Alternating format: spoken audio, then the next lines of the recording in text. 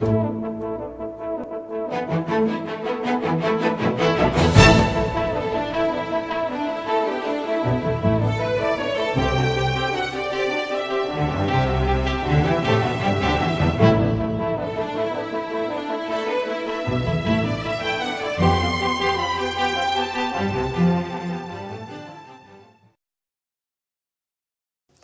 thought I'd start off by showing you a slide of the university where I work. This is University of the Western Cape. This is the student hall. And that's the square that the students affectionately called Red Square for some reason or other. And that's where we did quite a fair amount of our research on health. Now here's an interesting statistic. When you compare the UK with Japan, you will see that in the 60s, Japan didn't know colorectal cancer as we know it in the West. And as time progressed, so colorectal cancer increased in Japan. Now this is amongst men, whereas in the 60s, colorectal cancer was quite prevalent in Western society. Now, in the 60s, they would teach that the Japanese must be genetically different to everyone else, and that's why they didn't get these diseases as readily. But as we went into the mid-80s, the Japanese had caught up. So obviously the genes changed within those few years, right? Or maybe something else changed. Or when we look at the women, it's the same sort of scenario. Also a catching up. The women were lagging a little bit behind the men. The men seemed to change more rapidly than the women, but it's the same basic trend. So what we have is a change in disease occurrence within a nation in a period stretching over just 15 years. Now what has changed? Obviously, it's not only genes that run in a family, but diets run in a family as well. And what had happened is that Japanese society was adopting Western lifestyles, imported mainly from the United States of America, like many things, and so they bore the same sort of diseases. If we look at the 10 leading afflictions that cause death in the United States, in 1995, the number one killer was heart and blood vascular diseases. The second one was cancer, and then came chronic lung diseases, accidents, pneumonia, diabetes, HIV, suicide, liver cirrhosis, kidney failure, and all the other possibilities in between, from infectious diseases to you name it. But the two top killers, obviously, were heart and blood vessel diseases. And if you look at the causes of what caused them, then it gets even more interesting. So almost 1 million people died in that 1 year from heart vascular diseases, and over 500,000 on cancer. And then there was a reduction as we go down the list. So AIDS, not very prevalent. Those two were the top diseases. And looking at the reasons or the underlying factors, poor diet and inadequate exercise is the number one cause of those diseases in the world. Tobacco was the number 2 cause, alcohol the number 3, and then come the infectious diseases, and these infectious diseases are largely transmitted by what we eat as well. So the first 4 causes have to do with lifestyle. That's quite incredible. Then come toxic agents, firearms, sexual behavior, motor vehicles, and illicit drugs. So obviously, if we could change our lifestyles, that would make a very, very big difference. Obviously, from what we saw, 7 factors to longevity, no smoking must be quite high up on the list. Number 2, we need enough rest. Sleep 7 to 8 hours. Few people actually do that. And eat breakfast regularly. We'll be talking about that some more as we go along, what the benefits are of eating breakfast. People in a busy lifestyle tend to skip breakfast because they haven't got time. They're rushed in the mornings and they make lunch and dinner their main meals.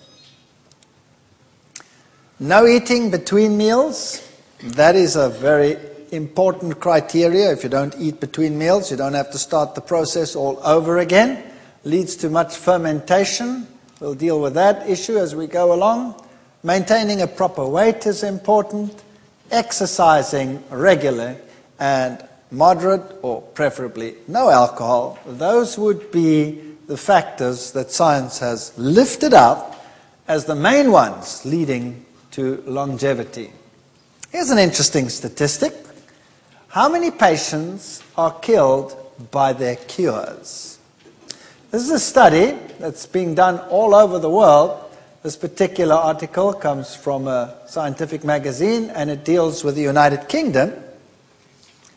If you can see over here, 70,000 deaths and cases of serious disability in England each year from what? Prescribed medication. That makes prescribed medication the number 3 killer in the industrialized world.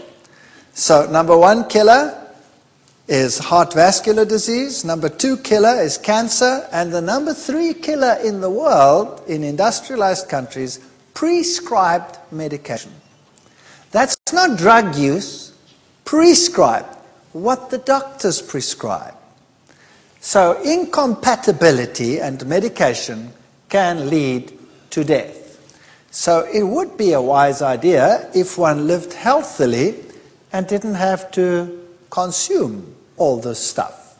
Sometimes medication is absolutely essential in order to survive. Like an antibiotic when you are seriously ill can save your life.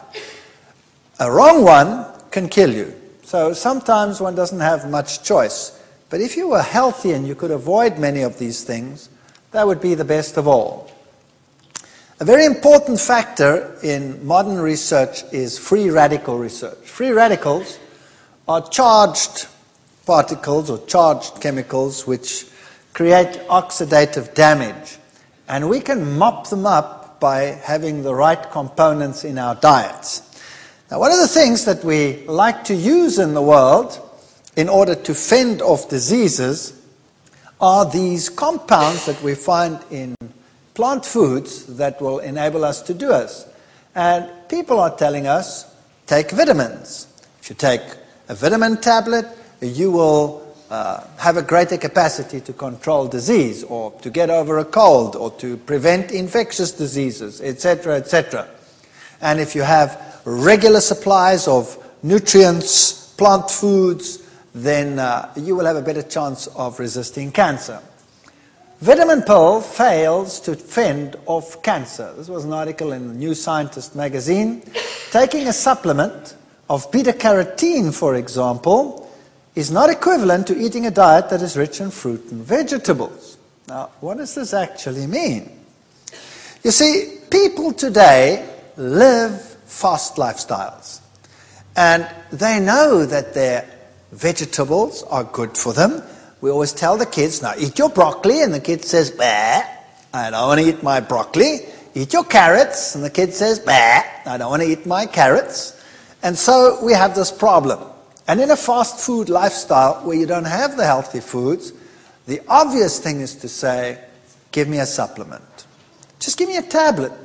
And then I can eat whatever junk I like, and I will take it as a supplement.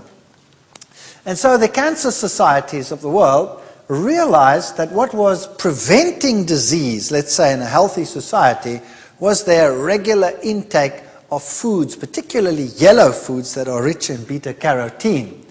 And so they thought, well, obviously beta-carotene is the agent that prevents cancer. And so they made a tablet with beta-carotene and decided to sell it to people as a preventative for cancer. And the first test they did was to give it to people that smoked. And they sold these things as anti-cancer foods. Fortunately, you still have some laws in this country and other countries where they say you cannot make a claim that something will prevent cancer without scientific proof that it actually will do so. That makes sense, doesn't it? So what they did is they told the companies that they cannot state on their product, this will prevent cancer. You first have to prove that it prevents cancer. So 2 studies were done in the world, a Finnish study and a Correct study, where they gave extracted beta-carotene to patients, to smokers, to prevent lung cancer. And the study was to run for a 10-year period, and they were convinced that those who took the beta-carotene would be protected against cancer. Well, they stopped the Finnish study after some 8 years because they started realizing something very strange. After a period of time, it became evident that those patients or those people, those smokers who received the beta-carotene actually had more cancer than those who got a placebo. That was interesting. So quickly they stopped the Correct study, which was supposed to run for a number of years, 10 years. They stopped it after 4 years. And they did the statistical analysis, and lo and behold, the same thing. After just 4 years, it was very evident that those who received the beta-carotene had a higher incidence of cancer than those who didn't. Oops! So the tablet didn't do the trick. And this was a serious issue. So the magazines and the medical articles came out. Here's one in a German news magazine. Gefährliches Beta-Carotene, dangerous beta-carotene. And it will cause major problems and actually lead to an increased incidence of cancer. Well, why does this happen? Obviously, beta-carotene is good for you, because everybody knows that people with diets rich in beta-carotene are less likely to get cancer. See, the problem lies in the enhancement of activity through a combinations of natural foods.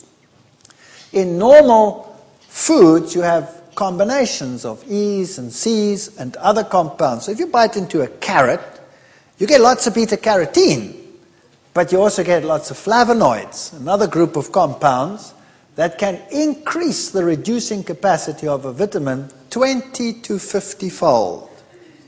That means that if you have a positive side effect of these nutrients, that they act as antioxidants themselves and also boost the activity of whatever you are taking.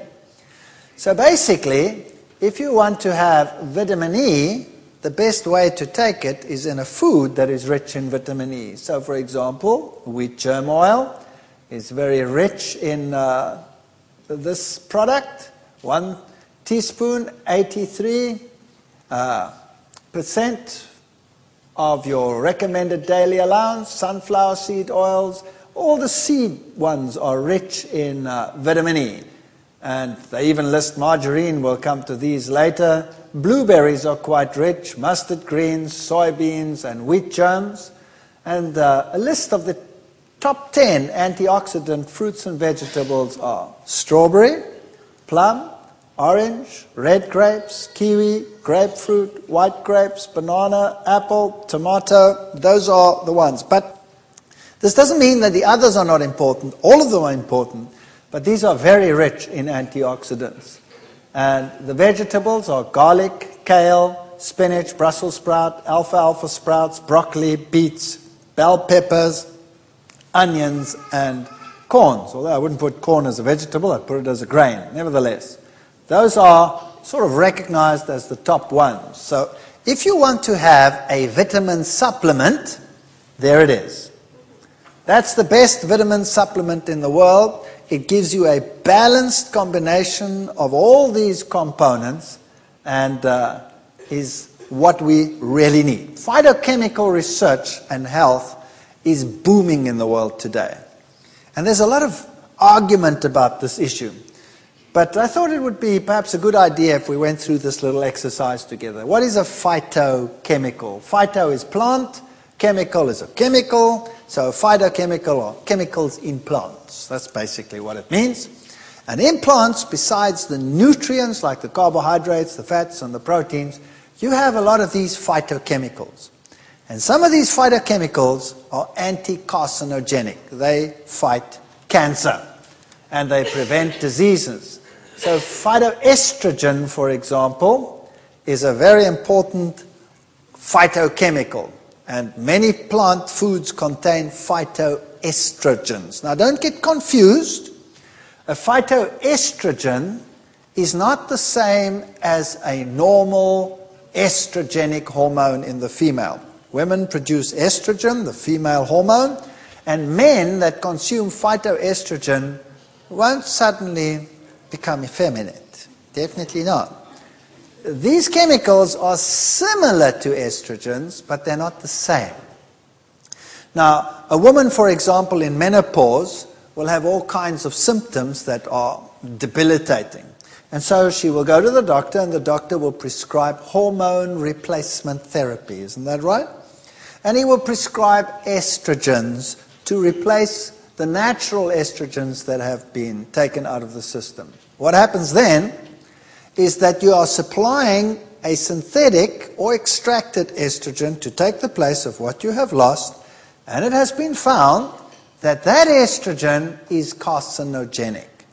And so your risk of breast cancer is greatly increased when you take those type of estrogens.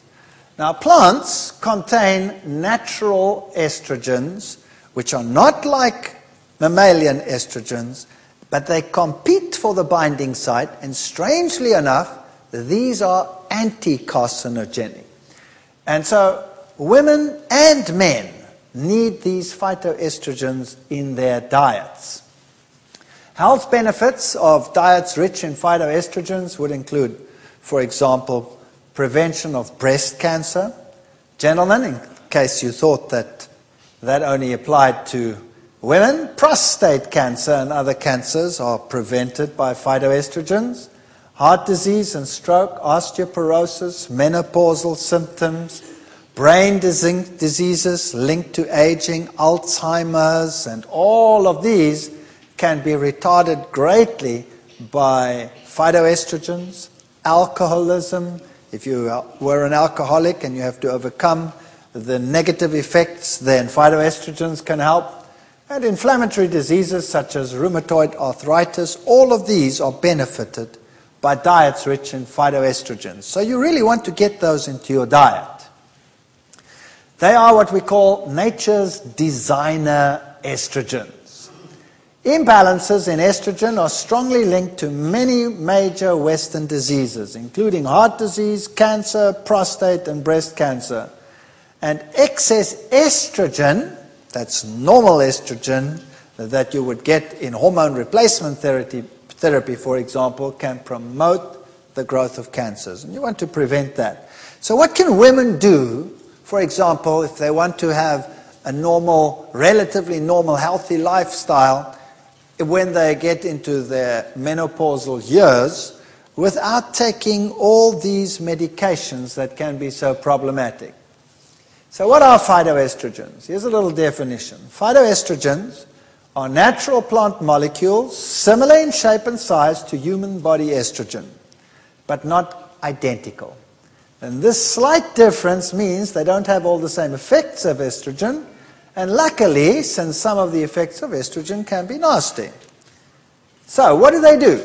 They help to control dementia. That's people who do not remember things and develop age, loss of memory, and Alzheimer's disease, cognition, alcoholism, immune system, and then also the symptoms of menopause, hot flushes, menopausal symptoms, endometriosis, osteoporosis. All of those can be limited by phytoestrogens. Cancers, prostate, colon, breast, leukemia, all general cancers, skin cancer, inflammatory diseases, kidney diseases, cardiovascular improvements. So you can see that this is very, very widespread. Lately, because the name is phytoestrogen, there have been some articles which would suggest that plants rich in phytoestrogen can be a problem and cause disease, like, for example, the soybean. Of course, none of this is true, and reputable scientists over the world have recognized that there is some skullduggery there trying to undercut natural foods for the sake of some other industries. So don't believe everything that you read. If you want to know exactly what it is that has been isolated as the key component in some foods, for example, Brussels sprouts, has a compound which is known as sinigrin, and broccoli, sulforaphane, and also diethiotones, etc. So there are all the citrus fruit contains limoline, and so we have certain foods, phytic acid in grains, for example. These are some of the compounds that occur in these products. And they can work at different levels. They can either prevent carcinogens from actually doing their thing, or once they've actually initiated the cancer process, they can prevent it by preventing tumor promotion through oxidative damage or prostaglandins or steroids or any one of those. Here's a little list for you. Garlic, for example, is rich in sulfides, monoterpenes, triterpenes, phenolic acids. The herb teas in general are rich in flavonoids, glucerates, coumarins, phenolic acids. Soybeans can see a very good spread. Grains have a very good spread. Cruciferous vegetables, that's all your cabbage family. Cabbage and broccoli and Brussels sprouts and all of those are one of your best anti-cancer foods. In fact, if it wasn't for the cabbage, the Germans wouldn't exist anymore. And your umbelliferous vegetables, that's your carrots and your celery and your parsley, and all of those are also very, very rich in these foods. So yes, garlic is, for example, number one on the list of it in terms of power. But if you have a date, for example, you could go for the cruciferous and you'd find everything there in the cabbage family that you will find in the garlic. Every single one of those components. Perhaps not so much, but at least you don't blow your partner away. And here's some more of them. Citrus is quite good. Solanaceae, that's your potato and your tomato and all of those. By the way, gentlemen, the tomato is very good because it contains compounds which are anti-prostate cancer. So start including lots of tomatoes in your life. And Cucurbitaceae, I like these names. That's the pumpkin family. Anything from squashes through whatever, they're pretty good. Licorice, you can make teas from licorice. And flaxseed, we'll come to that in a moment. So this is your anti-cancer diet. Have a look at it. There it is. Anything that's a legume. Particularly try and include soy, which is one of the richest. The African diet typically consists of grains and legumes. That's it. And some greens. And they had none of the Western lifestyle diseases until they became urbanized. So here are your grains and your legumes in a typical African market, and none of those diseases. Today, one of the worst cases of sudden increase in disease in the world is found in urbanized Africa. Nuts and seeds, sprouts, these are anti-cancer foods. There's your anti-cancer garlic. This is potent anti-cancer food. Anything that you see on that list, and that list, and that list, all of it is anti-cancer food. Can you see none of it looks like a tablet? That means you'll actually have to start doing things with food rather than substituting with a tablet. And learn to start living life with these foods. So the high anti-cancer foods are garlic, cabbage, licorice, soybeans, ginger, and carrots, celery, and parsnips. The medium ones are onions, herb teas, turmeric, citrus, whole wheat, flax, brown rice, tomatoes, eggplants, peppers, and all of the rest of the cabbage families beside cabbage itself. And then you can add there some of your grains and your condiments. So here's a summary of findings. Phytoestrogens and breast cancer. There's a wealth of evidence that phytoestrogens are protective against breast cancer. And here's a little graph for you in terms of prostate cancer, and breast cancer is very similar. This is the incidence of prostate cancer in China, South Korea, and Japan, as opposed to the UK, Australia, and the USA. It's pretty bad, eh? So, wow, would one like to get prostate cancer? It's not a very nice cancer to have. So what's the difference? Why does China have such a low incidence, South Korea and Japan, and the Western countries look like that? Bowel cancer. High intakes of soybeans and tofu give an 80% reduced risk of cancer of the rectum and the lower bowels. 80%. Phytoestrogens can reduce the number of crypts, those are little places that become inflamed and eventually form little tumors. Phytoestrogens may be effective only in blocking the early rather than the late stages. So you want to start having a lifestyle as soon as possible. And kids must learn to like these things. This is an interesting study that was done on skin cancer. You know, today they're telling you the sun is getting worse and worse, time to wear wide-brimmed hats, don't they? In Australia it became a law that you had to wear a wide-brimmed hat. They've taken that law away again now, I hear. Now why is that? Because people are getting more and more cancer. Here's what happens. Phytoestrogens can protect against the harmful effects of UV from the sun. In a study performed by the US Army, it was found that rats exposed to lethal doses of X-rays all survived if they were fed phytoestrogens in their diet, whereas those eating regular food all died. So the phytoestrogen genistein blocks the growth of skin cancer cells called B16 melanoma cells in mice. So here is a substance in the food that prevents skin cancer, and you can get it from soy foods. Remember this one over here. We'll talk more about genistein. Genistein is a very important component. It is as good in many cases as hormone replacement therapy that you get from the doctor. Estrogens have a protective effect on the brain. Alzheimer's disease. There are two main types of Alzheimer's. Early onset, which strikes anywhere from the age of 30 to 70. I know someone who's just 40 years old who's got Alzheimer's disease, and you have to pen him in. He's like a child. He'll get undressed and he'll start walking down the street naked. It's pretty bad. And he's only 40 years old, and he was a headmaster of a school. And appears to be genetic. It often runs in family. More commonly, Alzheimer occurs late in life. It's more sporadic.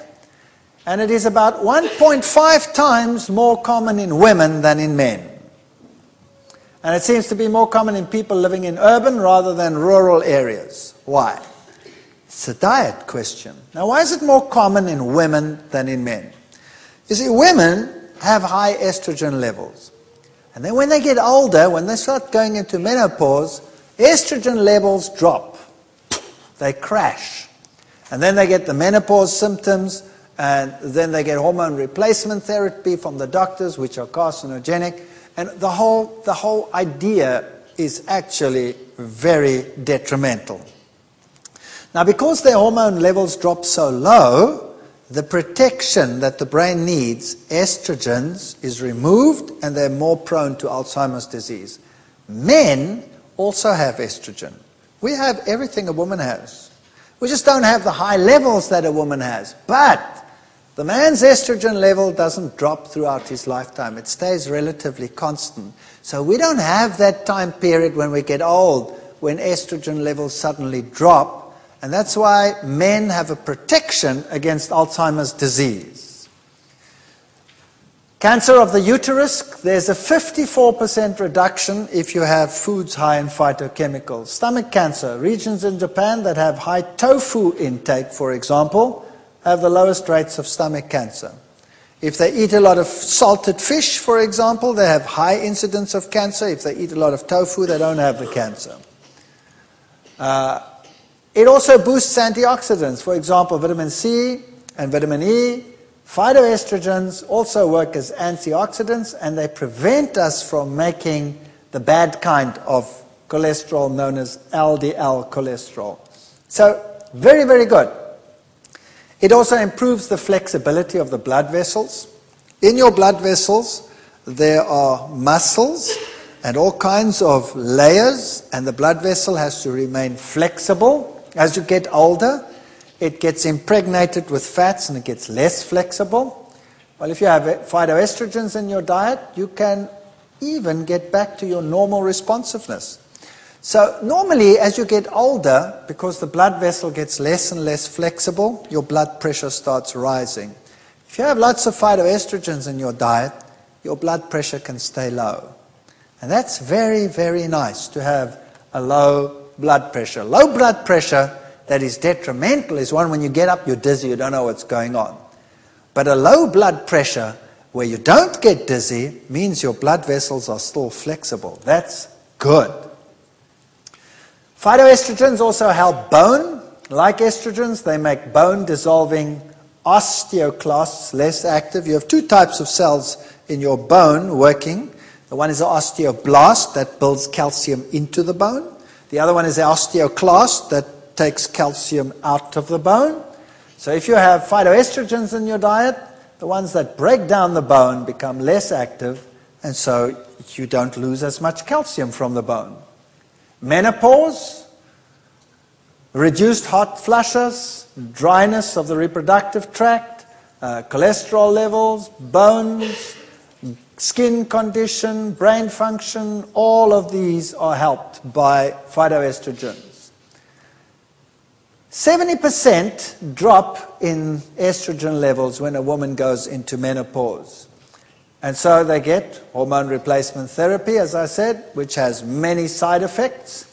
And I would like to do a little quiz with you now to see how well you fare in terms of your phytoestrogen diet. Now, I do this with my students at the university when I run through this course with them, and you'll be surprised at how they fare. I'll tell you afterwards. So if you have a piece of paper, has anybody got a piece of paper or pen or something? Just make a note and let's see how you fare. Make a little home test. All right, we have to do this test fairly. That means it's either all or nothing.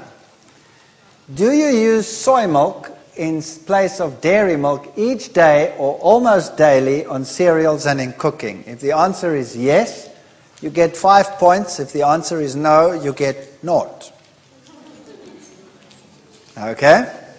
And be honest. Do you eat soybeans or foods made from soybeans, such as tofu, soy burgers, soy hot dogs, anything made from soy, on average 3 or more times a week? If you do, you get 5 points. If you don't, you get 0. Okay? 3. Do you eat other legumes, such as chickpeas, lentils, red kidney beans, navy beans, or food prepared from these, such as hummus, dal, any one of these, on average 3 or more times a week? If you do, you get 2 points. If you don't, you get 0. Now, here's an interesting one. Do you eat linseeds? Or use linseed meal, that is ground linseeds, on your cereals, mixed into yogurt or bread, at least 3 times each week? If so, you get 5 points. If you don't, you get 0. Linseed is flaxseed. All right, I'll show you a slide of it just now. I'll tell you why you get 5 points for that. If you take a capsule, it's not quite the same, but it's better than a kick in the pants. But I wouldn't give you 5 points, no.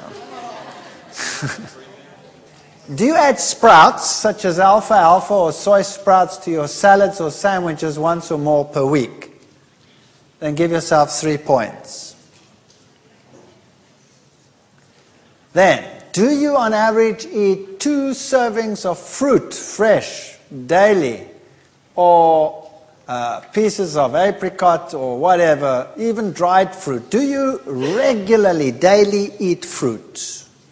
If you do, you get 3 points.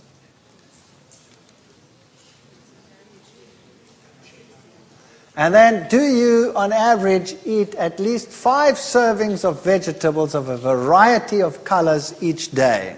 Very few people get that far. Then you get 3 points. That's different vegetables. Then, if you use wholemeal grains, in other words, no refined flours, if you use wholemeal, 3 or more servings each day, everything whole grain. So that could be whole grain, it could be rye, it could be brown rice or wholemeal pasta, any one of those. Do you use them regularly? 3 points. If you eat nuts and seeds, nut butters, even including peanut butter at least 3 times a week, you get 2 points. Then, do you mostly choose fresh juices, such as tomato or vegetable juices, in preference to soft drinks? If you do, you get a magnanimous 1 point. This is just a phytoestrogen test, okay? Do you drink herbal teas most days? If you do, you get another magnificent 1 point. If you don't, you get 0. If you use only virgin olive oil in your cooking, in place of margarines and things, or sunflower seeds, or any one of them, you get 1 point. Do you eat at least 30 types of food per day? Now remember, this sounds impossible, but let's make this simple. If you read the list of ingredients on any can of anything, it's long, even if it means just the herb. Like if you add some celery, or you add some parsley, or you add this or that, all these little things, a little bit of garlic, a little bit of onion, potato, it's not too difficult to get there. If you do all of that, you only get 1 point in any case. So I'll be nice to you, give yourself that point. Now, let's add up the score. Let's add it up. And let's see where we get.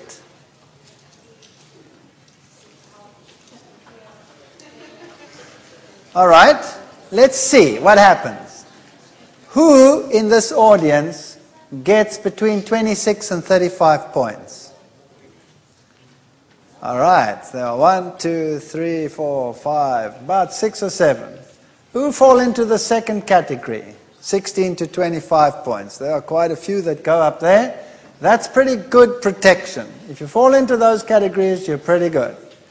If you fall between 6 and 15, are there some here? Don't be shy. Yes. That's not so hot. Anybody between 0 and 6? Yeah.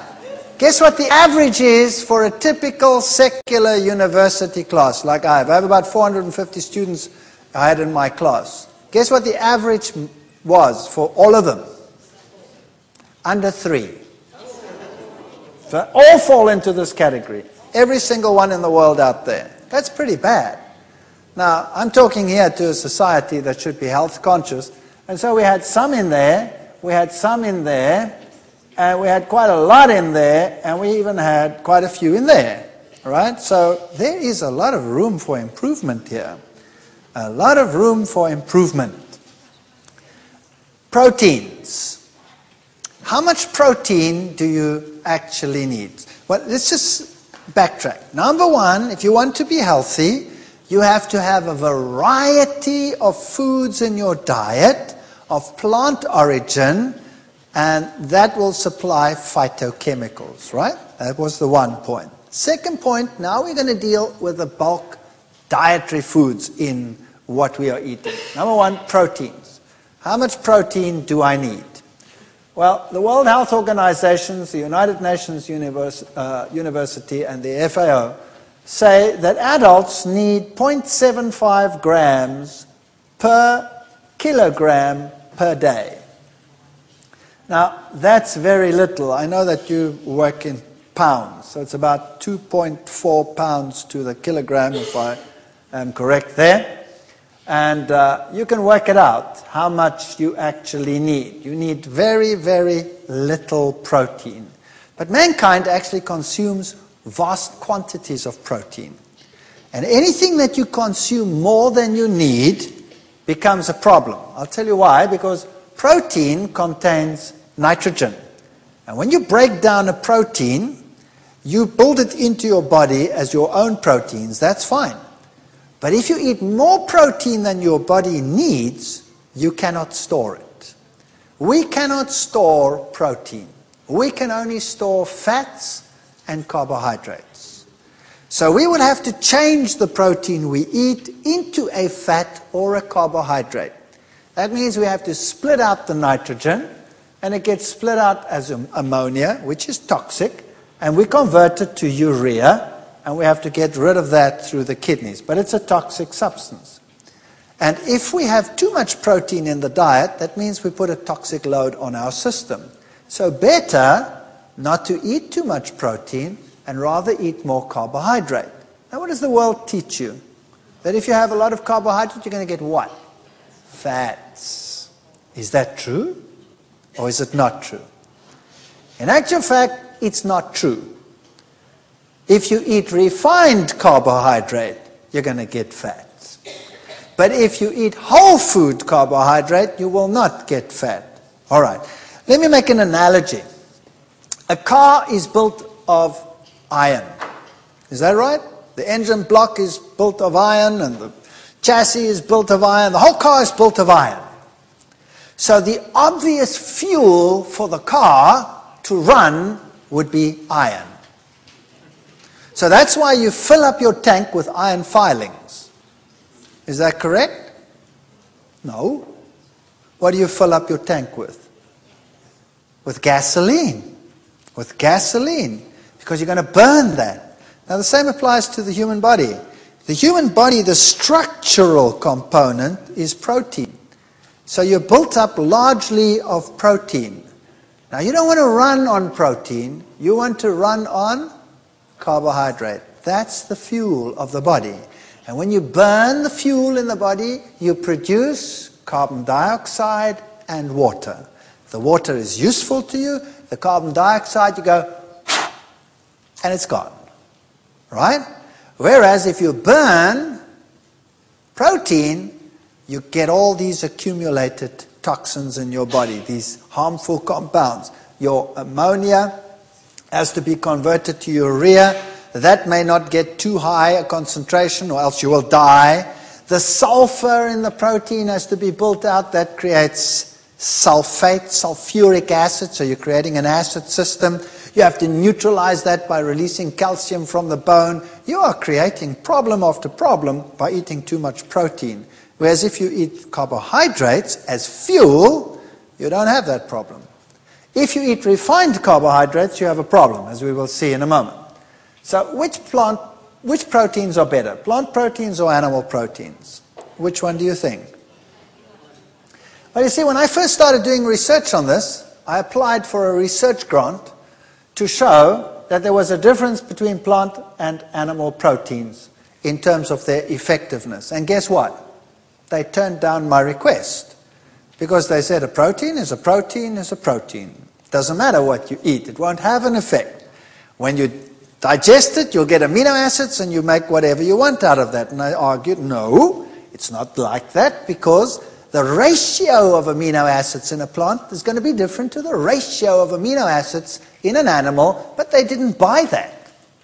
And so by some chance, we managed to get into a research project where we could actually test this and prove it and go back to the research committees and say,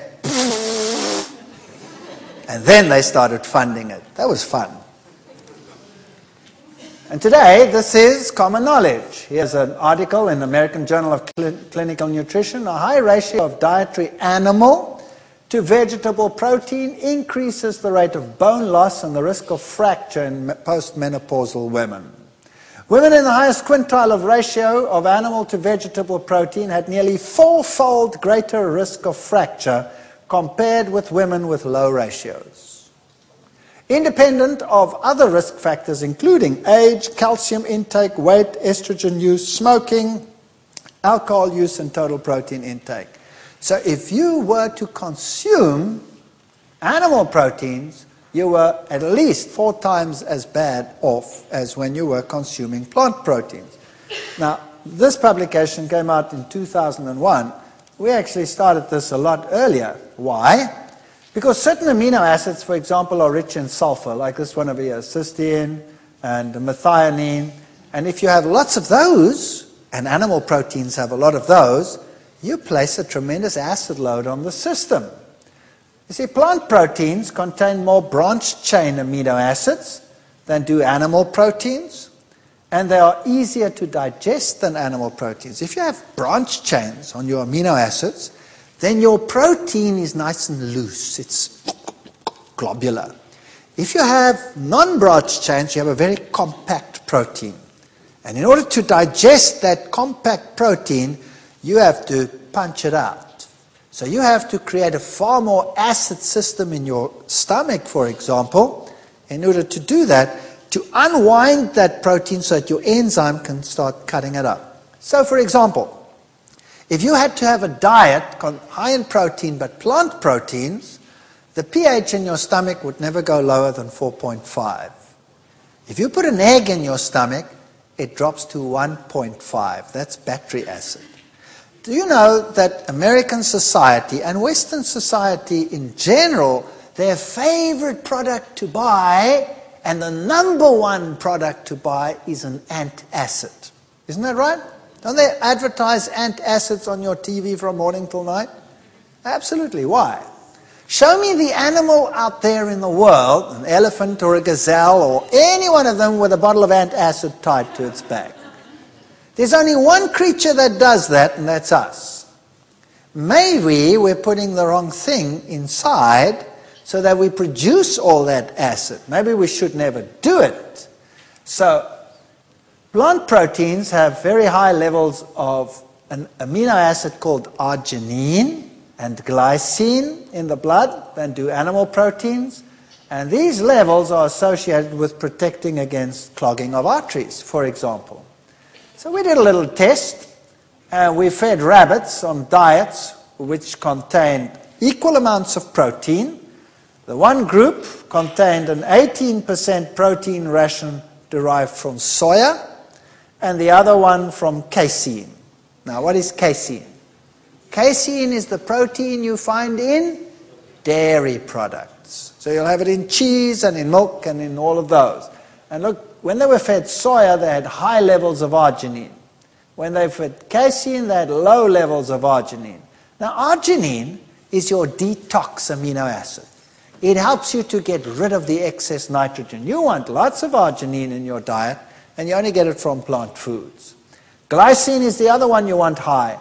Soya gave a high glycine, and milk solids gave a low glycine at the same protein level. In fact, rabbits that were fed animal proteins develop arteriosclerosis. And they have elevated cholesterol, even if their diet doesn't contain any cholesterol. And by just giving them a little bit of plant proteins, you improve the situation. So vegetable proteins lowers cholesterol and raises it if you have animal proteins. There's the difference. Plant-based proteins, animal-based proteins, and you see a vast difference in cholesterol levels between the two groups.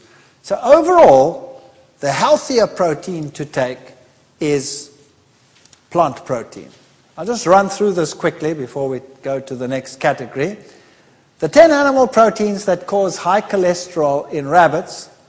There's plant protein, doesn't cause high cholesterol. Egg white, pork, chicken, beef, fish, whole egg, casein, turkey, skim milk, and egg yolk. So obviously, the animal proteins were the problem, and plant proteins were much, much lower. When we look at the 10 plant proteins that cause low cholesterol, you'll see something interesting. None of them are really very high. That's the average animal protein. But look at this. Beans, faba beans and peas are very cholesterol reducing. So if you have a high cholesterol level, what is the best thing you can do to lower it? Eat some beans. It's in fact better even than some prescription drugs with none of the side effects. It really is worth your while to do that from. In our next session, we'll be dealing with calcium and where we get our calcium from.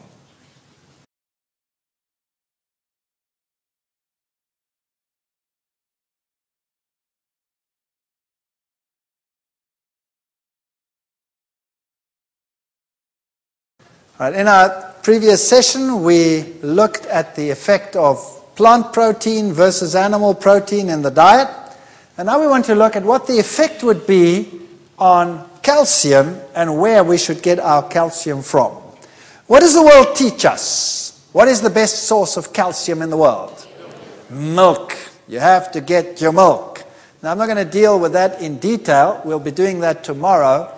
There's an interesting lecture coming. Don't miss that for anything in the world. It's fun. It's called Utterly Amazing. But low absorption of calcium is what you get from milk. In milk, only 25% of the calcium in cow's milk is actually absorbed by the body. 75% goes in and straight up. Human milk, although it contains less than half the calcium of cow's milk, is a better source of calcium because of its high absorption. So here's a difference already. And then kale, that's that green cabbage leaf, turnip greens or sesame seeds are better sources for the same reason. So those are your good sources of calcium. Anything that's dark green is a good source of calcium. Have a look at the acid loads in food. Fish will give you an acid load of 7.9 milliequivalents per 100 grams. That's quite high. Bread will give you 3.5, flour 7, pasta 6.7. That's lower, but still reasonably high. If you come to meat, it goes to 9.5. Now, when you go to cheeses, low-protein cheeses, 8. And high-protein cheeses, that's mature cheeses, generally speaking, 23.6. That's a catastrophe. That's a catastrophe. How are you going to neutralize that acid load? The answer is fruits and vegetables give a negative acid load, so that is positivizing. But unfortunately, the body reacts to acid in one way only.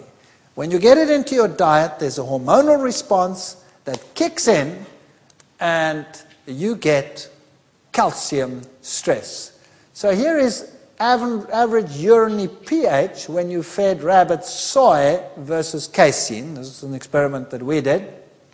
And you'll see that soy gave you a far more alkaline urine than casein. I actually had my students go out and do a test. I made them test the acidity of saliva and of urine of vegetarians, non-vegetarians in the society, and I made them also test Rastafarians. Rastafarians are vegetarians who believe in their religious ritual that they must use a lot of marijuana and drugs, but they're vegetarian. And we found something very fascinating. All the vegetarians had an alkaline urine, and the non-vegetarians had an acid urine. And the vegetarians had an alkaline saliva, but not the Rastafarians. They had an acid saliva from the dope that they were taking. And the meat eaters had an acid saliva. So they were acidic from the word go. Total fecal calcium. When you fed these rabbits foods the ones that were on casein, that is the protein in dairy, that went straight through, ship, out. So they didn't absorb it if there was casein in the diet. If they had soya, they had a much better rate of absorption, in fact, twice as high. Urinary calcium, so even that which they did absorb, when they were on casein, they urinated it out. You see, the body has to protect itself against the acid, releases a lot of antacid, which it gets from the bone, and that's calcium carbonate deposits being put into the bloodstream to neutralize the acid, and then you have to urinate it out. Sometimes we release so much of it from the bone to neutralize the acid in our system that the kidneys cannot cope, and they cannot release it.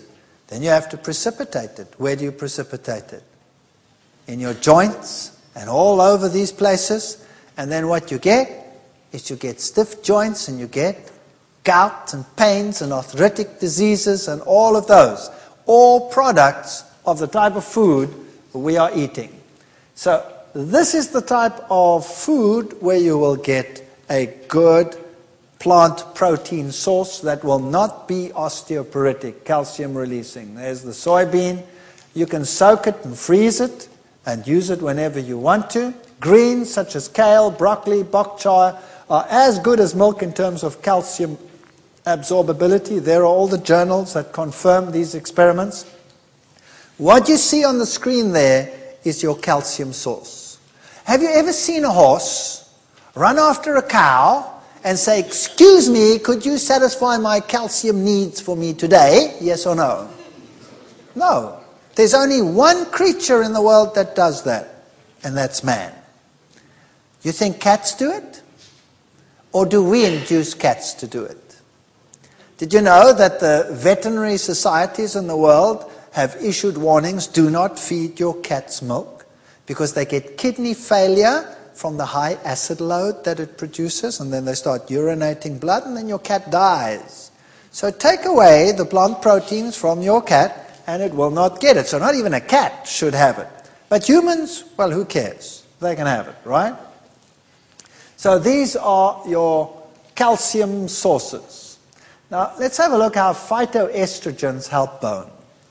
Like estrogens, as we said, the osteoclasts become less active. So a woman is not likely to get osteoporosis while she is in the flower of her life. But when she goes through menopause, that's when the trouble starts. Isn't that right? And later on, when they fall, they break their hips. Now there's a compound that you would like to get, and that is the compound genistein. You find it in soybeans, but somewhere else also. That suppressed the activity of the bone-dissolving cells. So you want to have that in your diet. Ladies, you want to have genistein in your diet. Where'd you get it from? Soybeans, amongst others. Several studies have confirmed that phytoestrogen genistein is almost as effective in preventing bone loss in animals as Premarin, which is one of the most commonly prescribed hormone replacement therapies. So genistein is almost as good as that. But this one causes cancer, and genistein doesn't. Which one would you prefer? Just asking. Just asking. So how do you get enough of that? Do you know that seed? That's flaxseed. Flaxseed. Flaxseed is the highest source of genistein in the world. So if you eat flaxseed just like that, it goes in there and out the other side and goodbye.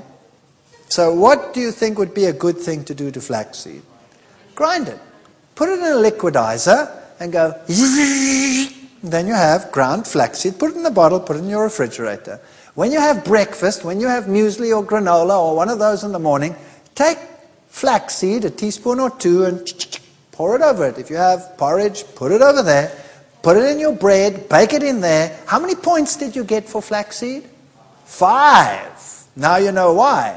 And men, it'll help you be more cognitive, help your brain function, prevent prostate cancer. So it's good for the men too.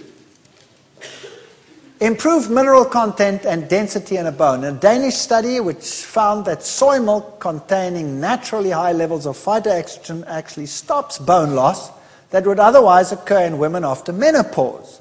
Women who consume 2 glasses of soy milk daily, delivering 50 milligrams of isoflavones over the 2 years, did not lose bone from their spine. So it's advantageous to take soy milk rather than cow's milk. Cow's milk will cause bone loss. I'll prove that to you as we go on. We did a lot of research on osteoporosis. In an Australian study conducted at the Royal Women's Hospital in Melbourne, postmenopausal women experienced a 5% increase in bone mineral content when they ate 45 grams of soy grits every day for 3 months. Just including soy in the diet solves the problem. Estrogen impersonates blockers. So phytoestrogens are able to impersonate estrogen because of their similar molecular shape. And these phytoestrogens are very selective where they dock. In other words, the receptors that they go on. We have receptors in the bone. We have receptors, women have receptors in the breast. Men have receptors in the prostate. We have receptors in our blood vessels. We have receptors in the brain. And you want these compounds in there. There are 2 types of estrogen receptors. The one we call alpha, and the other one we call beta. And estrogens normally dock to both of these equally. So estrogens will dock to any one of them. But given a choice, phytoestrogens prefer beta. Now, this is interesting. This is very desirable since beta receptors are found in bone, brain, and blood vessels. So if you have a diet rich in phytoestrogens, if you put soy milk on your cereal in the morning or on your granola, that'll help your brain, your bone, and the breast. Women, you cannot afford to go without this stuff. And that's where you want it to work. By the way, Korean women are known for the fact that they don't experience the typical Western menopause symptoms. While the Western women are hot flushing and exhausted, the Korean women are, after retirement, off overseas on holidays. And, you know, people say that all the soy will cause mental debility. Have you heard of that one? Have you ever read that soy products cause brain problems? The contrary is true. They say your kids will become stupid. My question is, why do the Koreans win the mathematics Olympiad every year? Because they are quite sharp up there, and their diet definitely contributes to that. Now, carbohydrates. What to avoid and not to avoid. These are 2 groups of rats. And they're equally old. These rats over here on the left are alive and well. They're being held by the tail there. You see they're pulling at their tail. They're investigating these that look like moth-eaten mothballs. The tails are limp. They are at the point of death. Now, what's the difference between these two groups? They're equally old and they ate exactly the same food. But this group over here lived only half as long as this group on the left. What was the difference? One difference alone. The group on the left got as much food as it needed. The group on the right could eat as much as it wanted. And they lived half as long. Not a good idea to eat continuously. Western society eats continuously. They have 1 meal a day, all day. Refined foods are what they normally eat. So if you have a company called Black Blondel's, you know, when you go there, you get a burger, and that has a refined bun on it, and then it has a meat patty inside of that, and that's basically a refined food. It's a devitalized food. It impedes the immune system. It's diabetic, carcinogenic. Rats that are fed carcinogens, those are compounds that cause cancer, and a complex carbohydrate, show lower index of breast cancer than rats fed carcinogens and simple sugars. And then it also leads to obesity. The whole world today is geared on refined foods. There are very few countries in the world where you can buy decent bread, for example. Germany is one of them. Germany has excellent bread and excellent laws in terms of bread. But you go anywhere else, go to the Middle East, go to Africa, come to the United States, you name it. I always say you need 2 loaves of bread to make a sandwich in the United States. You put whatever you put on the one and on the other, and you take the 2 loaves and you squeeze them together, you have one sandwich. It's just air and no fiber. In a typical grain, you have the white flour, then you have the bran layers on the outside, and then you have the germ. Now, in the old days, they used to put this in a stone mill, and they used to grind it. And everything was ground together and inseparable. These days, they don't do that anymore. Firstly, it's very labor intensive. Secondly, you only get a little at a time, so you need something that's a lot faster to feed all the people that we have. So what do? They have roller mills, where they don't work with stones, but they work with rollers. So as the grain comes shooting in through the first rollers, the rollers are set so far apart that the grain is cracked. And it cracks the outer layers off. And they fall down on the one side in piles and piles and piles of bran. The white flour, then as the rollers come tighter and tighter together, comes sifting down and forms the white flour. And the germ, which contains the oils and the vitamins, like vitamin E, for example, and all of those, and the vitamins that are required in both of these layers to actually digest what's in the middle, like the vitamin B5, for example, in the bran, helps to digest the endosperm.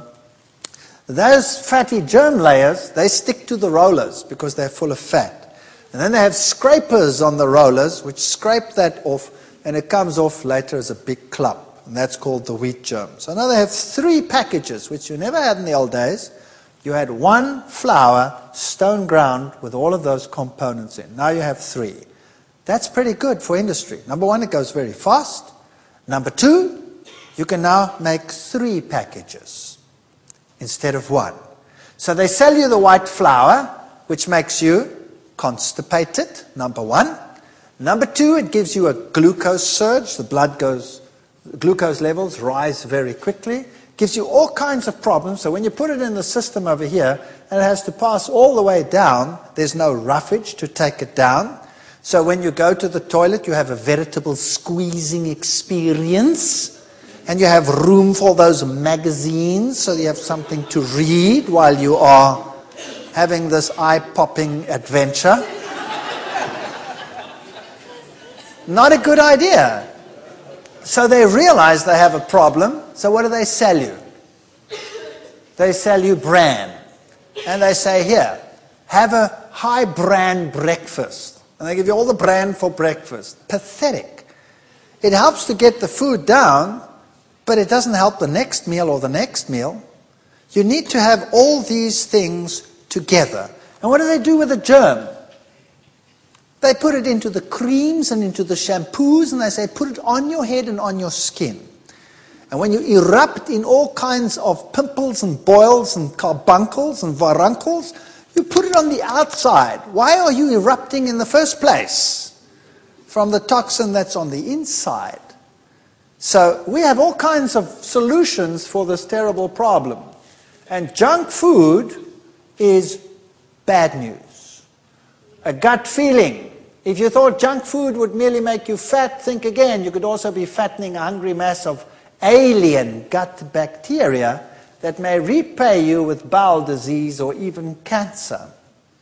So, the study shows that meat consumption rises from 60 to 600 grams per day. Sulfates, that's what we spoke about, in the urine, double. That causes calcium loss.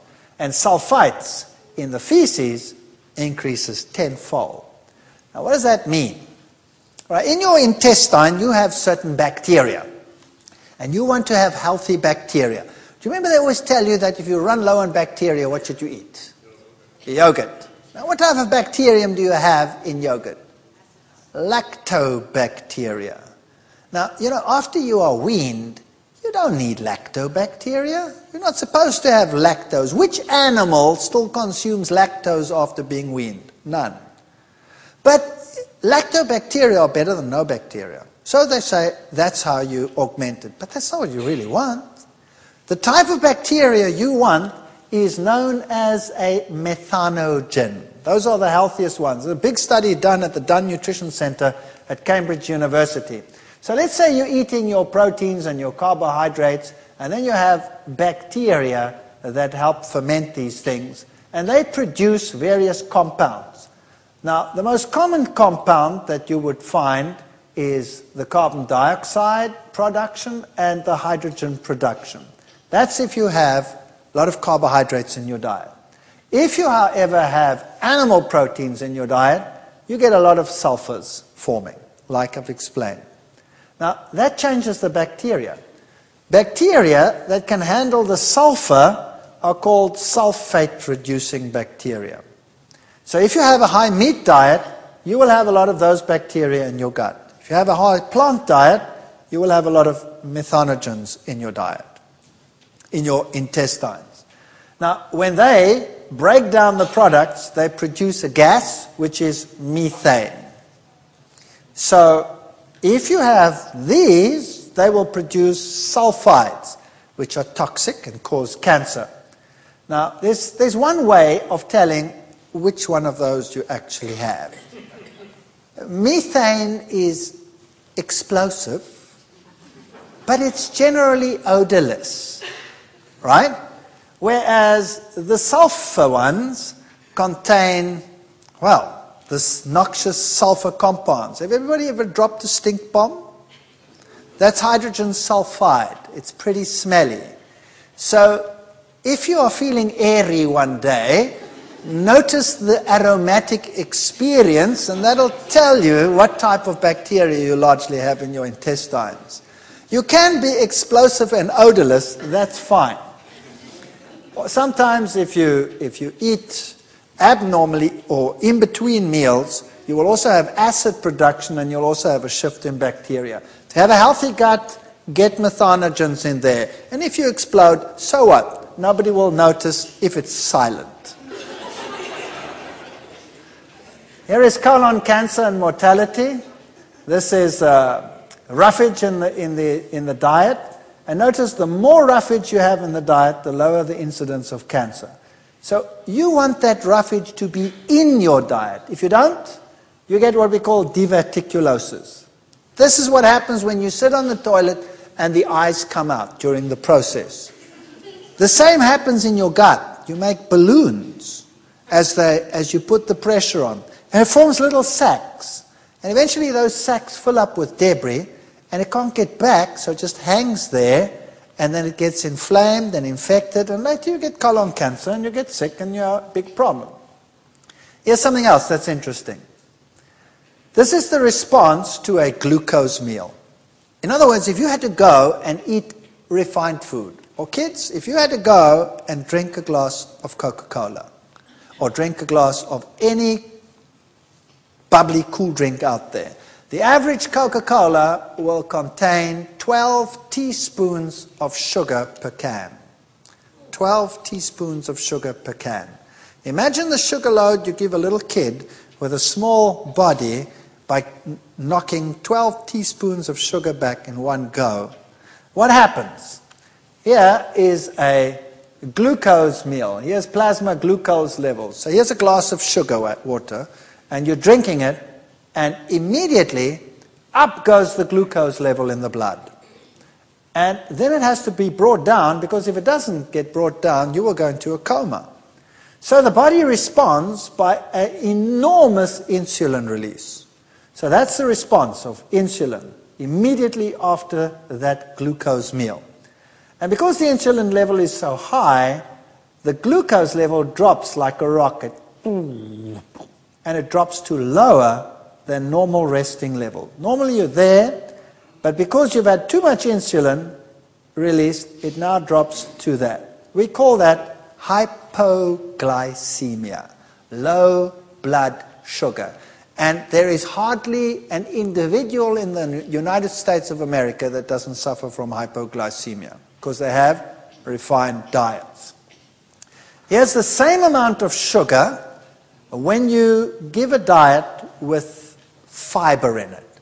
So if you take that same amount of sugar and you added some oatmeal gum to that, or if you take a fruit juice which contains pectin, for example, which is a fiber, that fiber holds on to the sugar. So what happens is, it never gets that high. And your insulin levels never get that high, because that sugar doesn't go into the blood.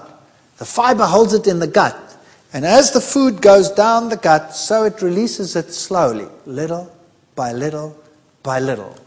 And the end result is, insulin doesn't go so high, it stabilizes, and at the end of the process, you have about the same level as you had in the beginning. See?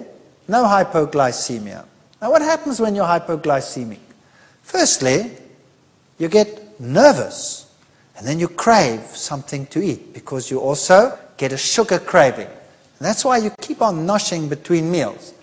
Now, I always tell my students, you will not come to my class after you've had a glass of Coke. You might as well stay outside. And you're not going to write exams for me if you ever drink a glass of Coke, because I will not take an excuse. I went blank. I couldn't remember anything. They always do that, right? Why they go blank? Because this is what happens. And they wouldn't believe me, so I said, well, let's test it. Let's get some rabbits. And we took some rabbits, and we gave some of them Coca-Cola, the equivalent of what a human would drink by mass. Now, the rabbits love it. And you know what? Some people say that's animal cruelty. Well, what do we do to ourselves? It's much worse. We do the exact same thing. That's what? Human cruelty? So is Coca-Cola human cruelty? So we give them a little Coke, and the rabbits drink it straight off the syringe. They go, and it's all gone. And some of them get water, and some of them get the same amount of sugar with pectin in, for example. That's the fiber in apple. And this is what happens. If they get Coke, we only have, the practical only lasts 3.5 hours, so I couldn't complete the experiment, but nevertheless it was interesting. The high surge of blood glucose when they went on a diet here of plain glucose. Up it went. And then it came down slowly. After 3.5 hours, it still hadn't normalized. So that's okay. You have glucose levels in the blood. Glucose plus pectin, this one over here, started coming down nicely, regularly. Coca-Cola, boom, I even missed the peak there. Must have been up like that. Insulin surge and down. After 1.5 hours, they start going hypoglycemic. And that's when the student strikes a blank. Brain stops. Everything stops. So they start sweating. They start getting nervous. They shake. They have this warmness, pounding heart, increased heart rate, anxiety, shivering, freak. And then they say they remembered nothing. They also get confusion, drowsiness, weakness, difficulty in speaking, concentration, visual disturbances, and all of these symptoms. Not a good idea to have refined food. So Coca-Cola is really bad news, very bad news. If you should ever have to take something like that, make sure you do it with a meal. But Coke never. So, effect of food processing on blood glucose levels, the apple is the best way to consume the apple juice. Apple sauce is the next. Apple juice will give you the lowest levels of glucose in the end. Then, blood sugar peaks, here's a medical journal, is also dangerous for your blood vessels. You see, the blood vessel itself, when that sugar surges into the blood, gets damaged, and the little endothelial, that inner layer, gets damaged. All right, let's have a look at another issue, a fat issue. Dietary fat and breast cancer. It's pretty prevalent and obvious in the world that the more fat one consumes, the higher the rate of cancer. General cancer rates increase with more fat consumption. Look at the United States and Canada. They're way up there. In fact, the United States is always a good example to use because it'll 9 out of 10 times be your worst example. There are only 2 countries that beat you on one disease, and that is osteoporosis. Norway will beat you 2-1, and so will Holland, and Switzerland also beats you. But for the rest, you're right up there. You're winning everything these days. Here are UK figures from the 1940s. Notice, since 1940s, since the war, carbohydrate consumption has been coming down and fat consumption has been going up. And the same in the United States. Fatty foods, fatty foods. That, of course, leads to obesity. So if you want to know how well you are faring, then you just work out this little equation for yourself. Your body mass index. What is your weight in kilograms? What's a kilogram is what? About 2.2 pounds. All right? Divided by your height times your height in meters, that'll give you your body mass index. And if you look at it, a body mass index which is lower than 20, in other words, if you're thin as a rake, that is problematic. This is fathers who did not work due to illness in India. The thinner they were, the worse off they were. So you don't want a body mass index of 16 or 16 to 17. Once you start getting to 20, you're getting okay.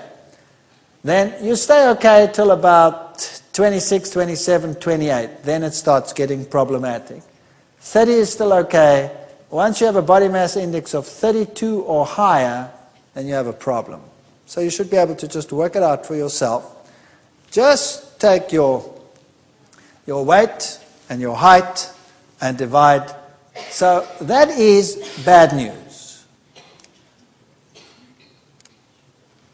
Obesity and the risk of death from cancer. For example, average body weight and the percentage increase of death rate. If you are above average weight, just 20 to 30, it's not the end of the world. But once you start getting to 40% overweight, then you have a big problem. And women are always worse off than men. And now the woman must also decide where she is overweight. There's a very simple way of doing this. Go and stand in front of a mirror. That's what you do. And you look at yourself and you say, where's my weight distributed? Is it in the top half of my body? In other words, am I well endowed around here? Or am I well endowed around here? If the main fat sits on the buttocks, then you are 3 times less likely to get breast cancer than if the main fat sits up there. That's just the luck of the draw. Nothing you can do about it. So, whole food energy is the way to go to prevent these diseases.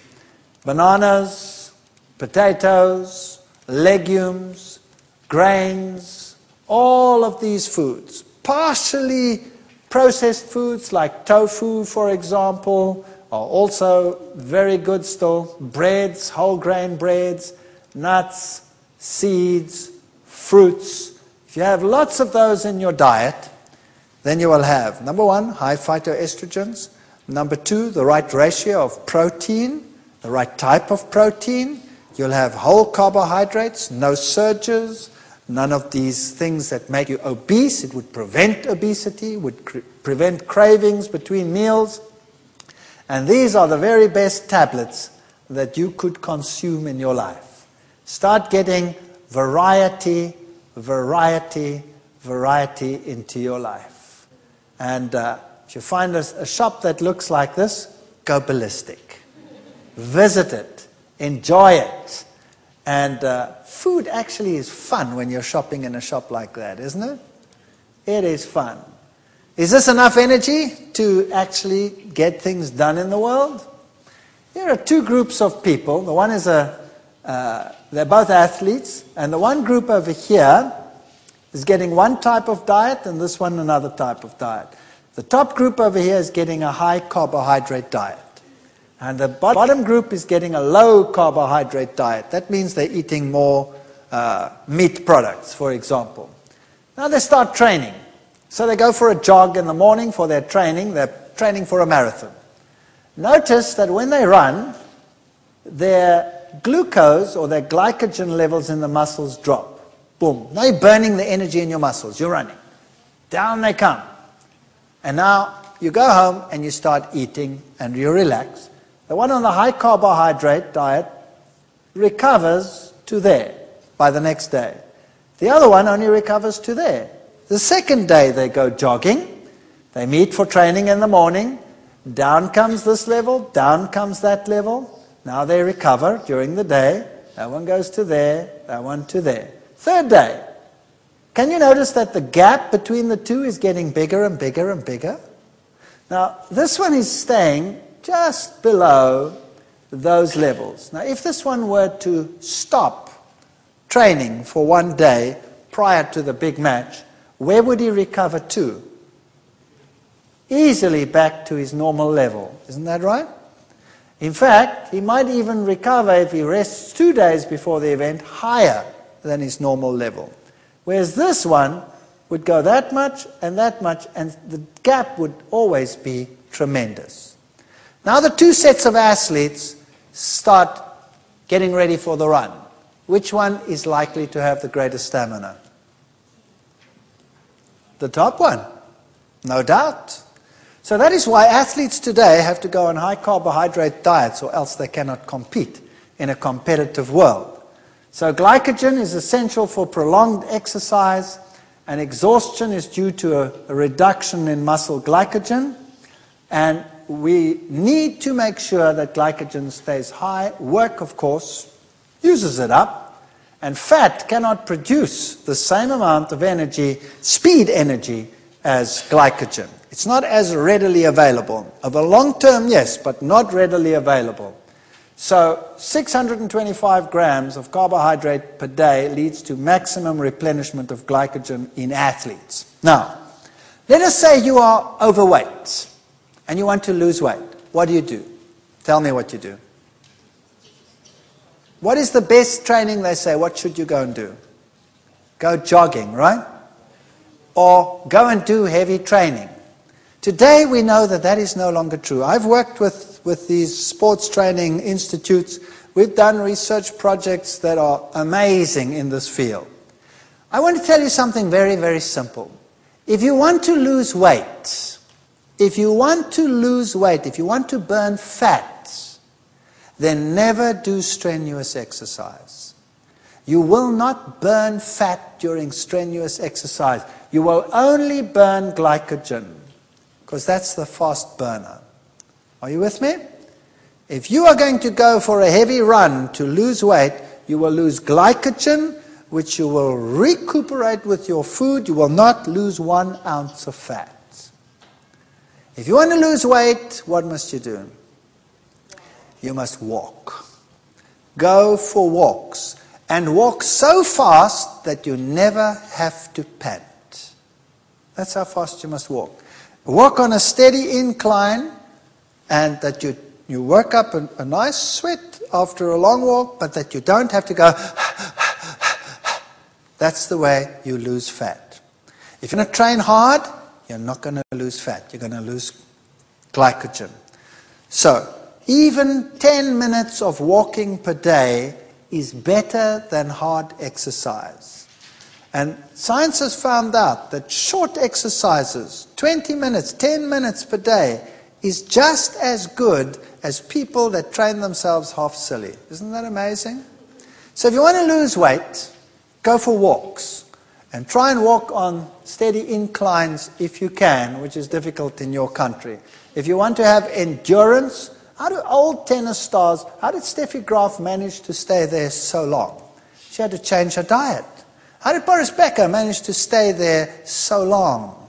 How did Carl Lewis manage to stay there so long? They all changed their diets. They all went on to vegetarian diets with plant power to animal power. Plant foods give you more endurance, more energy, more power than any other food. If I didn't have the diet that I have, I would not have the stamina to do what I do. I can walk, I can do all these things, And I'm so grateful. Before I changed my diet, I was fit and I did sport and I did all those things, but I would come home and I would say, I'm finished, I'm exhausted, my brain is dead. And I used to have that dull feeling from the diet that I had. I never have that feeling anymore. And that's because I concentrate on whole foods, and I suggest you do the same. So in our next lecture, we'll look at some additional things that we can look at. For example, foods that we eat that are not really foods, that we on a regular basis consume, and what the effect is on us.